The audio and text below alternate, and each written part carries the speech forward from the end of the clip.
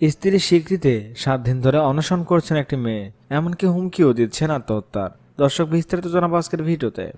স্ত্রীর স্বীকৃতির দাবিতে প্রেমিকের বাড়িতে 7 দিন ধরে অনশন করছেন বিথি আক্তার নামে এক তরুণী। প্রেমিকের সঙ্গে বিয়ে না হলে আত্মহত্যার হুমকি দিচ্ছেন তিনি।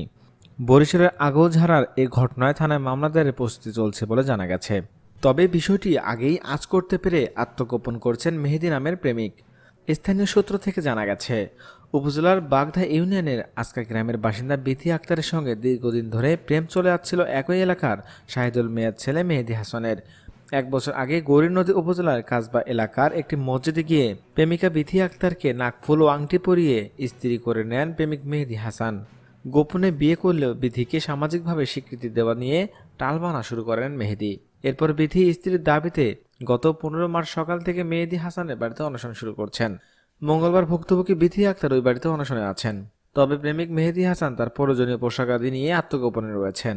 এদিকে বিথি আক্তারকে ওই বাড়ি থেকে তাড়ানোর জন্য গত বৃহস্পতিবার রাতে মেয়েদের পরিবারের লোকজন তাকে মারধর করেন বলে অভিযোগ উঠেছে।